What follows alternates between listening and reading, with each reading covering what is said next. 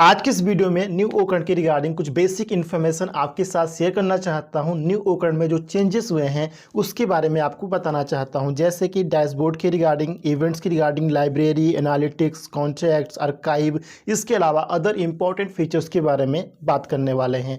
तो सबसे पहले अगर हम डैशबोर्ड की बात करें तो आप सभी जानते हैं कि अगर आप ब्राउज़र के थ्रू ओकरण को यूज़ करना चाहते हैं तो ब्राउज़र के थ्रू आपको इकोसिस्टम को लॉगिन करना है। लॉगिन करने के बाद ओकरण का जो आइकॉन होता है उस पर क्लिक करना है। क्लिक करते ही ओकरण का पूरा डैशबोर्ड आपके सामने ओपन हो जाएगा। एंड यहां पर एक सजेशन दूंगा, अगेन रिपीट करना चाहता हूं कि अगर आप एंड्रॉयड फोन के थ्रू ओकरण को लॉगिन कर रहे हैं, यूज कर रहे हैं, तो ओकरण का डैशबोर्ड ओपन करने के बाद जो आपका ब्राउजर है उसको डेस्कटॉप साइट में कर लीजिए। डेस्कटॉप साइट में करने से क्या होगा, जो सभी ऑप्शंस है, जो फीचर्स है वो आपको अच्छे से दिखाई देंगे। तो डेस्कटॉप साइट में करने के बाद डैशबोर्ड सबसे पहले आपके सामने डैशबोर्ड ही ओपन रहेगा। वहां पे आपको कुछ इंपॉर्टेंट ऑप्शन दिखाई देंगे, जैसे कि सबसे ऊपर डैशबोर्ड पर सबसे ऊपर आपको कवर फोटो दिखाई देगा। ऑन पैसिव का लोगो, बहुत ही अच्छा लोगो, बहुत ही अच्छा कवर फोटो है, तो वो आप देख सकते हैं। एंड कवर फोटो पे अगर आप क्लिक करेंगे तो उसमें आपको डेट भी दिखाई देगा। दिन, डे जो होता है ना, दिन, आज मंडे है, संडे है, ट्यूसडे है, जो भी रहेगा वो डे भी आपको वहां पे दिखाई देगा। इसके अलावा टाइम भी दिखाई देगा एंड ऑन पैसिव लोगो भी आपको वहां पे नजर आएगा कवर फोटो में।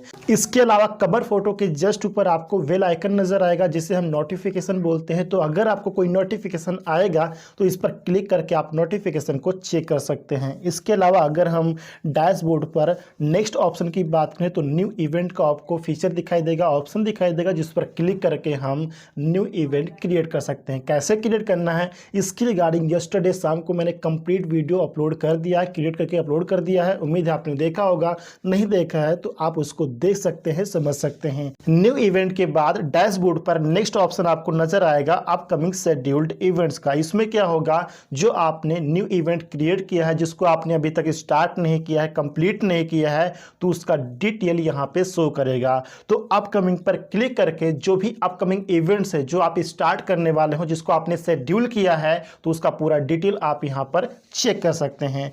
नेक्स्ट ऑप्शन आपको नीचे नजर आएगा friends, join event bye event ID, यानी कि अगर आप इवेंट आईडी के थ्रू किसी भी इवेंट को ज्वाइन करना चाहते हैं तो ज्वाइन इवेंट पर क्लिक करके जो भी आपका इवेंट आईडी उसको इंटर करके आप सिंपली उस इवेंट को ज्वाइन कर सकते हैं, अटेंड कर सकते हैं। बहुत ही अच्छा ऑप्शन दिया गया है कि अब आप यहां पर इवेंट आईडी के थ्रू भी किसी भी इवेंट को ज्वाइन कर सकते हैं। इवेंट रिक्वेस्ट, अगर आपको किसी का इवेंट रिक्वेस्ट आया रहेगा तो उसका भी डिटेल नीचे आपको इवेंट रिक्वेस्ट में दिखाई देगा, डैशबोर्ड पर ही जो ऑप्शन आपको नजर आ रहा है फ्रेंड्स। इसके अलावा डाउनलोड और मोबाइल ऐप, डाउनलोड और मोबाइल ऐप का ऑप्शन रहेगा। वहां पर आपको गूगल प्ले स्टोर का आइकन मिल जाएगा, ऐप स्टोर का आइकन मिल जाएगा, माइक्रोसॉफ्ट का मिल जाएगा। तो अगर आपके पास एंड्रॉयड फोन है तो आपको गूगल प्ले पर क्लिक करना है, अगर आपके पास आईफोन है तो आपको ऐप स्टोर पर क्लिक करना है। क्लिक करके ओकरण का जो ऑफिशियल एप्लीकेशन है, मोबाइल एप्लीकेशन है, उसको आप सिंपली डाउनलोड कर सकते हैं। एंड अगर आपके पास डेस्कटॉप है या लैपटॉप है तो आप वहां पर डेस्कटॉप ऐप को भी डाउनलोड कर सकते हैं। ये ऑप्शन आपको डैशबोर्ड पर सबसे नीचे नजर आएगा फ्रेंड्स, आप लोग आसानी से डाउनलोड करके यूज कर सकते हैं।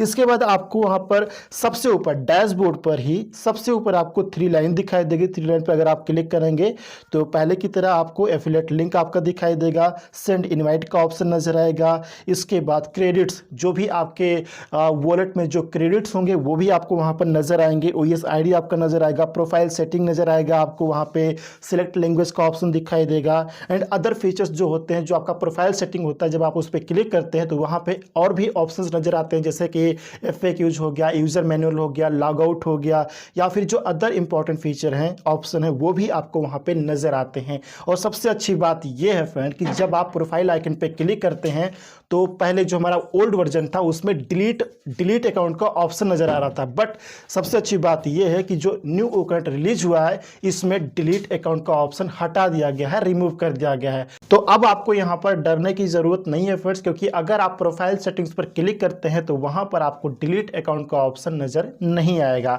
इसके अलावा अगर हम अदर फीचर्स की बात करें तो लेफ्ट साइड में जो डैशबोर्ड का आइकन है, जो ऑप्शन है, उसके जस्ट नीचे आपको इवेंट्स का ऑप्शन नजर आएगा। तो इवेंट्स पर अगर आप क्लिक करते हैं तो क्रिएट इवेंट का पेज आपके सामने ओपन होगा, जहां पर क्लिक करके आप इवेंट को क्रिएट कर सकते हैं। कैसे क्रिएट करना है इसकी रिगार्डिंग मैंने पूरा कंप्लीट वीडियो अपलोड कर दिया है, आप उसको चेक कर सकते हैं।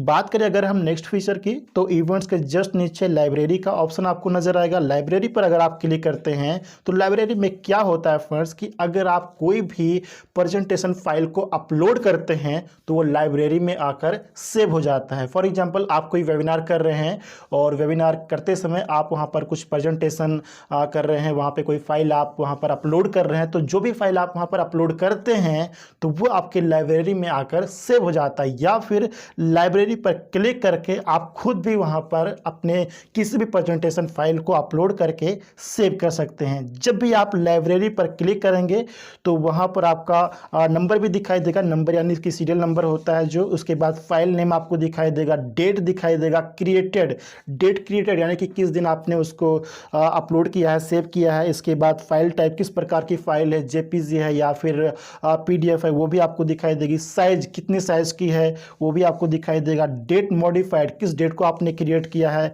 एक्शन में आपको प्रीव्यू का ऑप्शन नजर आएगा, डाउनलोड का ऑप्शन नजर आएगा। अगर आप डाउनलोड करना चाहते हैं तो डाउनलोड पर क्लिक करके डाउनलोड कर सकते हैं, अगर आप उसको देखना चाहते हैं तो प्रीव्यू पर क्लिक करके आप उसको देख भी सकते हैं। डिलीट का ऑप्शन नजर आएगा, डिलीट पर क्लिक करके आप उस फाइल को डिलीट भी कर सकते हैं। न्यू फोल्डर, ऊपर न्यू फोल्डर का ऑप्शन नजर आएगा, न्यू फोल्डर पर क्लिक करके आप एक पर्टिकुलर किसी भी नेम का जो भी आप नेम चाहते हैं तो उस नेम से आप एक पर्टिकुलर फोल्डर भी क्रिएट कर सकते हैं। सर्च का ऑप्शन नजर आएगा, सर्च पर क्लिक करके आप सर्च भी कर सकते हैं। नोटिफिकेशन का ऑप्शन नजर आएगा, अगर कुछ नोटिफिकेशन आपको आएगा तो वहां पर आपको शो करेगा। अपलोड का ऑप्शन नजर आएगा, अगर आप कोई फाइल प्रेजेंटेशन फाइल को अपलोड करना चाहते हैं तो अपलोड पर क्लिक करके किसी भी प्रेजेंटेशन फाइल को आप अपलोड करके सेव कर सकते हैं।